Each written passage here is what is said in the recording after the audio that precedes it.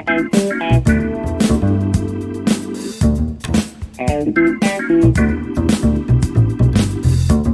warahmatullahi wabarakatuh. Saya dari perwakilan dari kelompok 6. Di sini kami akan melanjutkan materi mengenai regulasi ekspresien pada sel eukariotik, di mana tadi ini sudah dijelaskan mengenai RNA splicing dengan RNA interferensi. Dan kami akan melanjutkan outline editing dengan degradation. Adapun identitas buku yang kami pakai itu ada buku dari Molecular Cell Biology, penulis bukunya Hepelogis dan kawan-kawannya. Untuk identitas lainnya teman-teman bisa melihat di PPT yang telah kami buat. Baik, langsung saja untuk ringkasan buku. Tadi definisi dari regulasi ekspresi gen tadi telah dijelaskan oleh kelompok penyaji yang sebelumnya, di mana regulasi ekspresi gen adalah proses pengaturan ekspresi gen agar terjadi pada waktu yang tepat, memastikan fungsi sel optimal dan mencegah penyakit. Regulasi gen eukariotik ini melibatkan struktur kromatin dan modifikasi histon seperti asetilasi dan metilasi yang mempengaruhi ekspresi gen, di mana asetilasi ini tadi menambahkan gugus asetil pada histon. Dengan adanya penambahan gugus asetil pada histon, itu akan membuat DNA ini tadi lebih longgar sehingga gen lebih mudah diekspresikan. Di sini di asetilasi ini tadi gen akan menjadi aktif, dan metilasi ini adalah menambahkan gugus metil yang dapat menekan ekspresi gen. Maksudnya menekan itu tadi adalah mengurangi atau menghentikan aktivitas dari gen. Bisa disebut dengan menurunkan yang namanya menurunkan aktivitas gen. Nah, di sini ada beberapa langkah dalam ekspresi gen. Di sini ada 7 langkah, di mana yang pertama ada inisiasi transkripsi.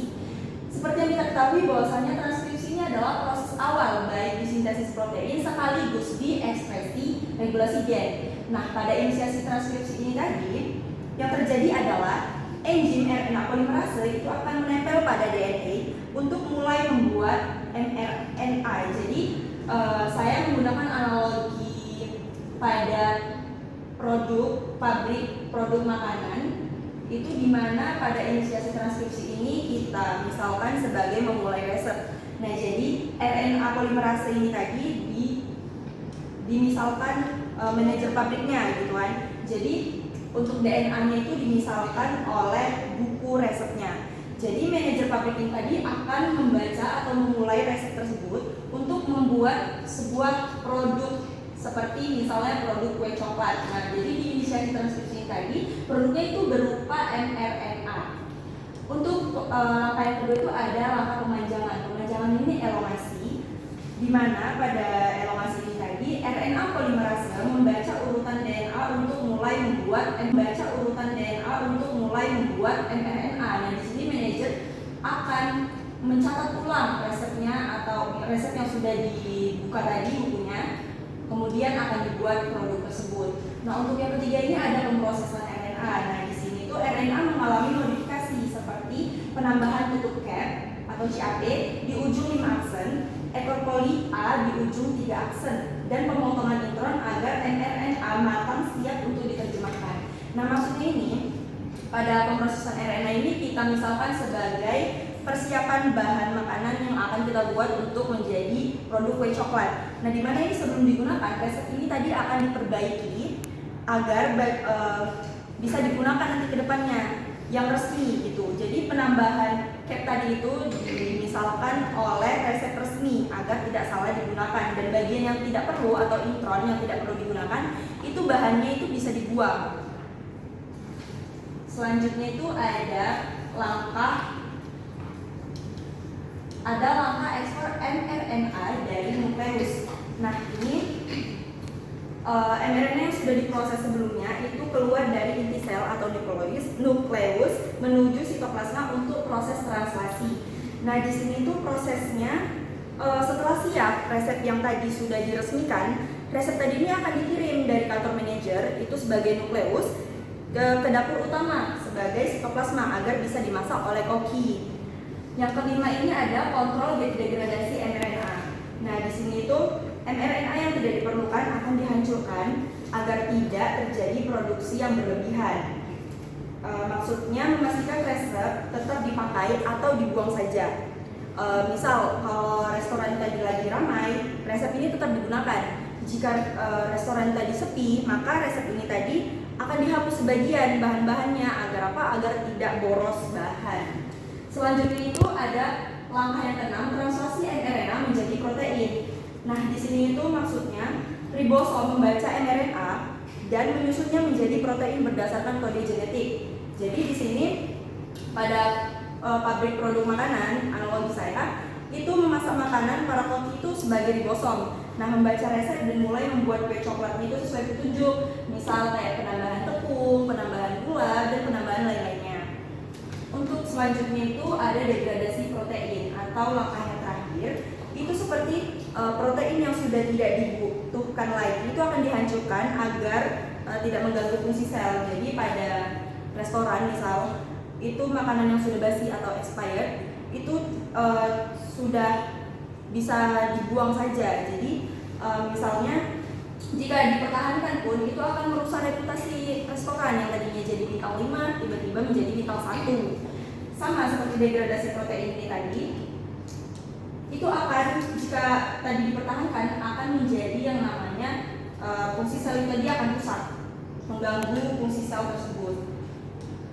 Jadi dapat disimpulkan bahwasanya produksi yang berlebihan itu bisa menyebabkan kanker, di mana sel akan terus membelah aktif.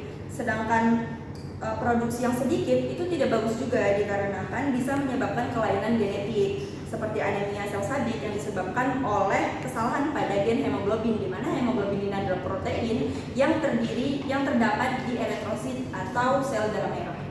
Baik, sekian dari saya. Untuk penjelasan lebih lanjut akan dijelaskan oleh rekan saya. Terima kasih.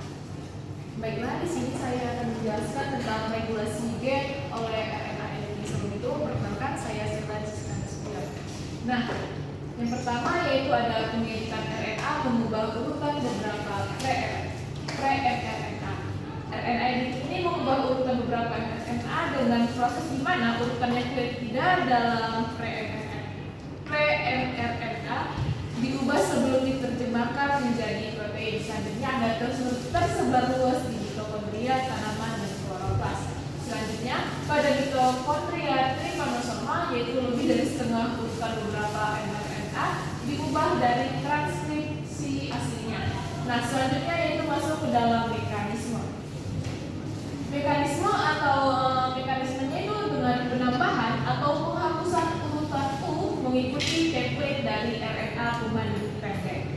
Jadi nanti editing melibatkan penambahan atau penghapusan untuk basa urasil yang mengikuti RNA pemandu yang berfungsi sebagai template-nya.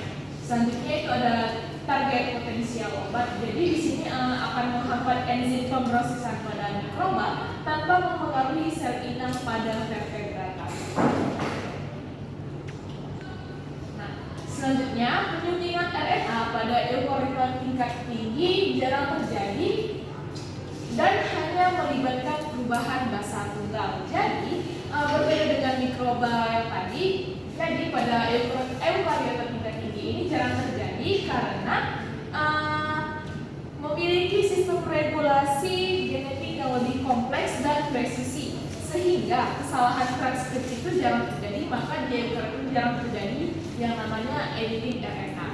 Selanjutnya, mengapa dibilang melibatkan perubahan basa tunggal? Karena mekanismenya yang sangat terbatas. Jadi RNA editing ini dilakukan oleh enzim yang bernama ADAR atau adenosin deamidase acting on RNA dan APOBC. Jadi ADAR ini mengubah adenosin A menjadi inosin I yang dibaca guaniosin selama translasi, sedangkan APOBC ini mengubah sitosin C menjadi urasil U yang dapat mengubah kodon dan mempengaruhi fungsi protein. Selanjutnya yaitu ada penyuntingan RNA mamalia melibatkan APOB dan gen APOB mengkode dua bentuk protein serum yang penting untuk penyerapan dan transportasi kolesterol. Nah, adapun produk APOB ini ada dua. Yang pertama yaitu ada APOB 100 dengan 500 kDa diekspresikan di hepatosit sel hati, sedangkan APOB 48 ini berjumlah 240 kDa diekspresikan di sel epitel usus, merupakan bagian N-terminal dari APOB 100. Nah, di sini ada gambar tentang pengeditan RNA, RPOB pre-mRNA. Jadi gambar ini menjelaskan proses RNA editing pada mRNA APOB yang menghasilkan dua bentuk protein berbeda, yaitu ada protein APOB 100 dan APOB 48 tergantung pada jaringan tempat mRNA APOB ini diekspresikan. Nah, yang pertama yaitu ada gen APOB dan transkripsi mRNA. Jadi gen APOB ini memiliki sejumlah ekson yang ditranskripsi menjadi RNA primer. Pada gambar ditunjukkan bahwa mRNA APOB mengandung kodon CAA untuk glutamin pada ekson 26 dan berakhir dengan kodon stop TAA. Nah, selanjutnya akan diekspresikan pada dua jaringan, yaitu ada liver dan intestine. Liver itu hati dan intestine itu adalah usus. Yang pertama yaitu ada hati. Jadi ekspresi APOB di hati ini, maka mRNA APOB ini tidak mengalami RNA editing. Jadi mRNA ini diterjemahkan secara penuh menjadi APOB 100 yang memiliki 4.536 asam amino. Nah, protein ini terdiri dari dua domain utama. Ada yang hijau ini ada N-terminal yang warna hijau yang berfungsi dalam interaksi dengan lipid, sedangkan yang warna oranye ini disebut dengan C-terminal atau yang berperan dalam pengikatan ke reseptor LDR atau low density lipoprotein di membran sel. Selanjutnya yaitu di usus. Jadi APOB 48 hanya memiliki domain N-terminal hijau dan tidak memiliki C-terminal yang diperlukan untuk pengikatan ke reseptor LDR. Nah, tadi perbedaan dari liver dan intestine ini di RNA editing. Mengapa di liver ini tidak terjadi editing, sedangkan di intestine ini terjadi editing? Nah, alasannya karena disebabkan oleh variasi ekspresi dan aktivitas enzim yang terlibat dalam proses editing itu sendiri. Khususnya ada enzim APOBEC1. Nah, apa sih APOBEC1 ini? Jadi APOBEC1 ini adalah apolipoprotein mRNA editing catalytic polypoprotein. Jadi enzim itu adalah enzim yang berperan dalam RNA editing pada mRNA APOB. Enzim ini keluarga dari histidine deaminase yang mengedit mRNA dengan cara mengubah basa sitosin menjadi urasil dalam sekuens targetnya. Nah, APOBC inilah yang mengubah kodon CAA menjadi UAA atau kodon stopnya pada ekson 26 dari mRNA APOB tersebut, menghasilkan APOB 48. Aktivitasnya memerlukan kofaktor pendamping seperti APOBEC1, complementation factor atau ACF yang membantu mengenali target RNA secara spesifik. Nah, setelah editing ini terjadi, maka proses translasi terhenti lebih awal, menghentikan protein APOB 48 yang lebih pendek dibanding APOB 100 tersebut.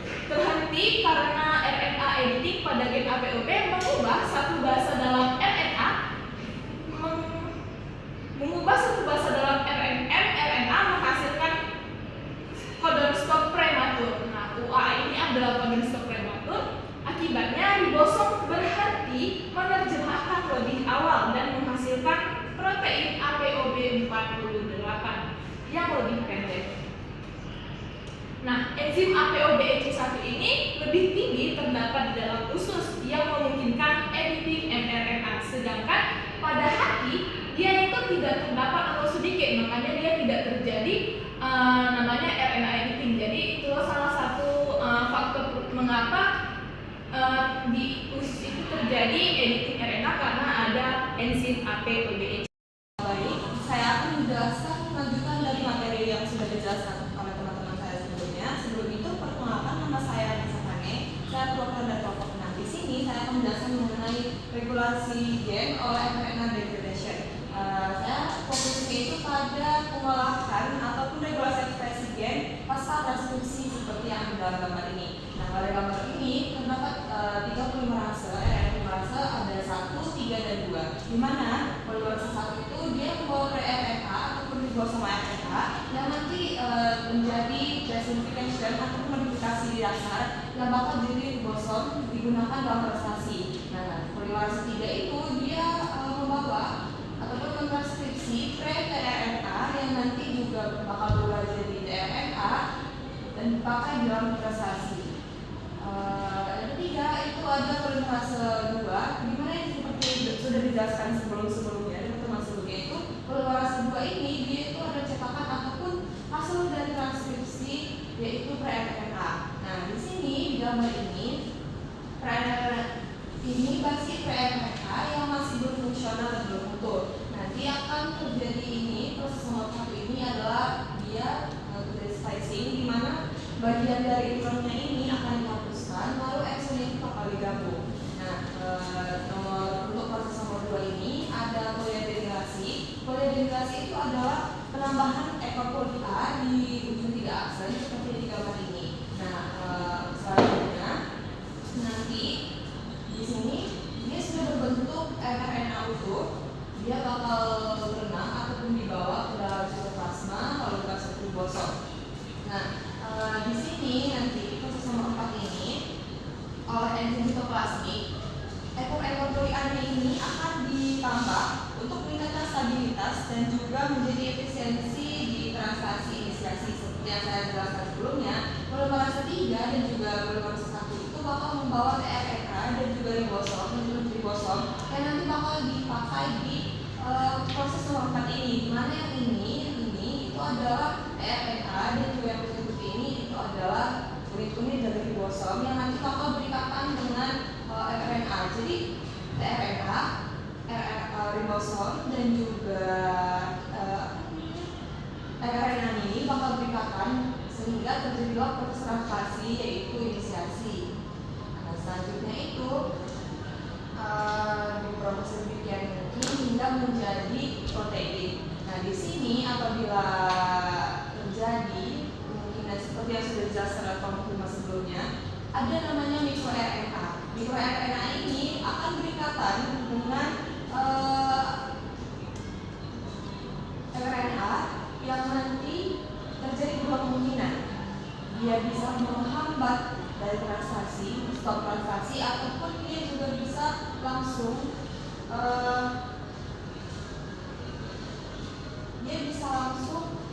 melanjutkan tahap ini ke degradasi. Nah, apabila si mikroRNA ini ataupun mRNA ini malah melanjutkan ke degradasi, maka terjadi proses nomor 5 ini, di mana nanti ada enzim namanya diadenilase dan juga diamine enzim. Mereka akan memotong ataupun memutus rantai-rantai poli A yang di gambar ini, nanti bakal diputus sama diadenilase sehingga terjadilah degradasi pada mRNA ini. Selanjutnya, apabila ada kondisi di mana si mRNA-nya ini tidak diproses dengan baik, maka datanglah si enzim eksosom, dia bakal membawa atau men-stop si mRNA ini agar tidak lanjut ke proses translasi.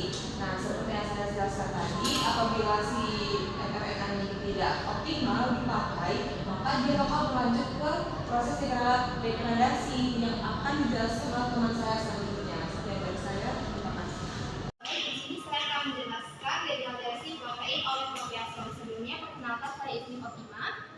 Baik, sebelum masuk ke tahapan ini, jadi untuk mengendalikan ekspresi gen yang terjadi setelah translasi, seringkali polipeptida eukariotik itu harus diproses untuk menghasilkan molekul protein yang fungsional. Misalnya pembelahan polipeptida insulin awal atau proinsulin yang membentuk hormon aktif. Nah, banyak protein mengalami modifikasi kimia yang membuatnya fungsional. Protein itu biasanya diaktifkan atau dinonaktifkan oleh penambahan gugus fosfat yang reversibel. Reversibel dalam artian reaksi kimianya itu berlangsung dalam dua arah. Lamanya waktu protein berfungsi dalam sel itu diatur secara ketat melalui degradasi selektif yang akan kita bahas ini nanti. Banyak protein seperti siklin yang terlibat dalam pengaturan siklus sel itu harus berumur relatif pendek jika selnya ingin berfungsi dengan baik. Nah, untuk menandai protein tertentu untuk dihancurkan, sel itu biasanya menempelkan molekul protein kecil yang disebut dengan ubiquitin ke proteinnya. Kemudian ada juga kompleks raksasa yang disebut dengan proteasom yang kemudian akan mengenali protein berlabel ubiquitin dan mendegradasikannya. Jadi untuk lebih memahaminya kita masuk ke tahapannya aja. Jadi ini kan ada protein to be degraded atau protein yang akan didegradasikan. Nah, kemudian di atasnya kan ada ubiquitin. Ubiquitin ini tadi itu protein kecil sebagai penanda bahwasanya si protein ini tadi itu akan didegradasikan oleh si proteasom. Jadi pada tahapan pertamanya ini beberapa molekul ubiquitin ini itu akan melekat pada suatu protein oleh enzim di dalam sitosol. Jadi proses keseluruhan ini itu terjadi dalam sitosol. Ini kan ubiquitin ini akan melekat pada si protein tadi. Nah, tadi kan ada dikatakan melibatkan enzim. Jadi ada 3 enzim, enzim E1, E2 dan E3. Jadi enzim E1 ini di sini itu nanti dia akan mengaktifkan ubiquitin dan memungkinkan pemindahan ubiquitin ke enzim pembawa ubiquitin. Kemudian ada enzim E2. Enzim E2 ini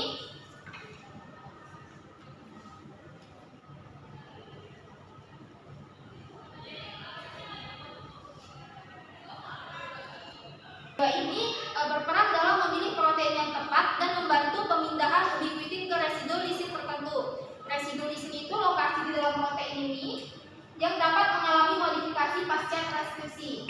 Kemudian ada enzim E3, yaitu ligase protein ubiquitin. Ligase protein itu menempelnya ubiquitin pada protein ini, menempel ubiquitin ini pada protein. Dan bekerja sama dengan enzim E2 untuk memfasilitasi pemindahan ubiquitin dari enzim E1 ke protein targetnya. Jadi itulah tadinya enzim-enzim yang berperan dalam proses penempelan si ubiquitin ke protein targetnya. Kemudian pada tahap kedua, protein yang menjadi dilabelin oleh si ubiquitin ini akan dikenali oleh proteasom yang membuka lipatan protein dan menyimpannya di dalam rongga sentral. Sebelumnya kita bahas proteasom ini itu merupakan kompleks protein yang berbentuk seperti tong sampah. Dia bentuknya seperti tong sampah. Nah, fungsinya itu untuk memotong-motong protein yang tidak dibutuhkan di dalam sel. Nah, pada eukariot si proteasom ini tadi itu berukuran sebesar subunit ribosom dan dia tersebar di seluruh sel. Nah, bentuknya ini agak menyerupai protein pendamping yang biasanya itu melindungi struktur protein dibandingkan dengan menghancurkannya. Kalau kita lihat sekilas, ini kan dia seperti melindungi si protein tadi. Padahal dalam mekanisme kerjanya dia itu berfungsi untuk menghancurkan si protein ini menjadi kepingan-kepingan yang lebih kecil. Jadi pada langkah kedua tadi si ubiquitin ini tadi protein yang berada ubiquitin tadi akan dikenali oleh si proteasom. Kemudian ini kan dalam gambar ini si protein targetnya itu kan bentuknya agak kompleks ya. Nah, proteasom ini tadi akan menguraikan atau membuka lipatan proteinnya ini, kemudian dibawanya masuk ke dalam bagian sentralnya, yang kemudian kita masuk ke tahap yang ketiga. Jadi komponen enzimatik dari proteasom akan memotong protein menjadi peptida kecil yang dapat didegradasikan lebih lanjut oleh enzim lain di sitosol. Nah, si proteasom ini itu ternyata di dalamnya itu terdapat komponen enzimatik. Nah, komponen enzimatik inilah yang akan memotong-motong si protein ini menjadi fragmen-fragmen protein atau kita sebut dengan peptida. Jadi begitulah proses degradasi protein oleh si proteasom. Selanjutnya ada kelebihan dan kelemahan buku. Jadi buku ini tuh mencakup berbagai aspek biologi seluler dan molekuler dengan cakupan materi yang luas dan mendalam. Penjelasan konsep molekuler yang dikaitkan dengan biologi sel dan penyakit, terutama kanker dan gangguan genetik. Kemudian setiap tab itu dilengkapi dengan gambar berwarna yang jelas untuk mendukung pemahaman visual. Ilustrasi dan diagram dalam buku ini sangat informatif dan membantu memahami konsep yang kompleks. Selanjutnya, buku ini itu dilengkapi dengan pertanyaan latihan di akhir bab untuk menguji pemahaman pembaca. Kekurangan bukunya itu menggunakan bahasa teknis yang bisa jadi sulit dipahami bagi pemula